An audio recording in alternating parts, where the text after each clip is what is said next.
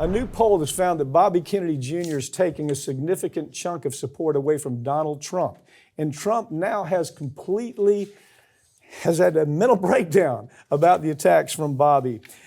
First of all, you're seeing it every day. One day he's taken away from Trump, the next day he's taken away from Biden. And I heard the characterization, Bobby may be the last Democrat walking around right now. I've really literally heard that. And what they're saying is that, look, he's pushed back, he's trying to push back on the weapons industry. He's trying to push back on the drug pharmaceutical industry. He's trying to do something about the disaster that we're having with with the environment. He's trying to do some things that used to be Democratic issues that we cared about, and that the Democrats did something about. I say we. I'm not a Democrat, and I'm not a Republican. Make very clear that. But it sounded like those are issues that that people would have some appeal to on the Democratic side. But Trump's saying, "Hey, he's killing me." Yeah, and this is very funny because to me, Trump right now has not a Bobby Kennedy problem. He's got a Hillary Clinton problem. Because think back to 2016, right? You had Hillary Clinton's people saying, "Hey, this Trump guy, he's got no shot. Let's hype him up. And let's make him the guy. And then we'll easily beat him."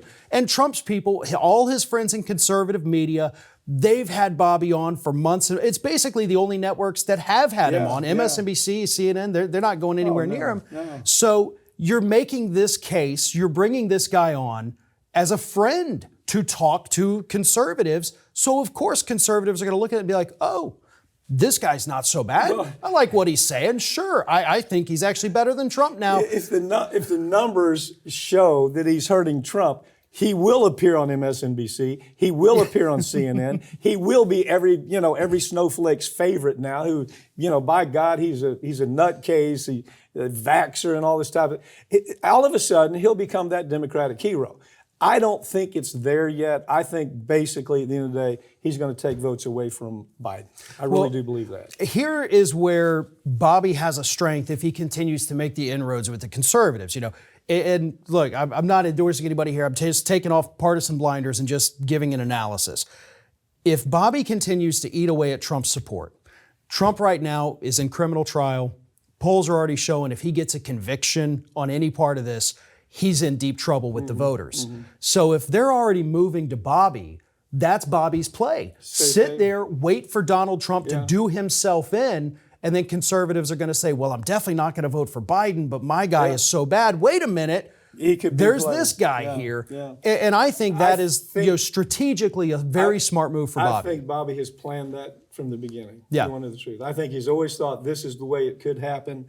And so anyway, that's where we find ourselves. The troubling thing to me is, I don't know if you caught the family going to the White House and embracing Biden. You know what that's all about. It's Ethel Kennedy wants access. The Kennedys want access, the brothers and sisters. They want to be able to go to the White House and be in touch with that celebrity, that White House celebrity feeling. They want to go to the dinners. They want to go to the special events. To me, it's nauseating. It's absolutely nauseating that you would do that to your family. But, that's how people are, right? Farron, thanks for joining me. That's all for this week. But these segments are going to be posted right here on this channel in the coming weeks. So make sure you're subscribed. I'm Mike Papantonio, and this has been America's Lawyer, where we tell you the stories that corporate media won't tell you because their advertisers won't let them, or their political connections just don't allow for it. We'll see you next time. Ring of Fire founder and host of America's Lawyer, Mike Papantonio, has a new book, came out this week, called Suspicious Activity. Like his other books before it, this book actually deals with real legal cases that Mike Papantonio has handled, but in a fictionalized way. The book follows the character of Nick Dichotomous that Papantonio first introduced in his book Law and Disorder, and it carries on the story that began in Law and Disorder through Law and Vengeance, Law and Addiction, Inhuman Trafficking, and now Suspicious Activity. This book in particular deals with the financial institutions that have helped launder money for terrorist organizations, which of course is a topic we have covered extensively here on Ring of Fire.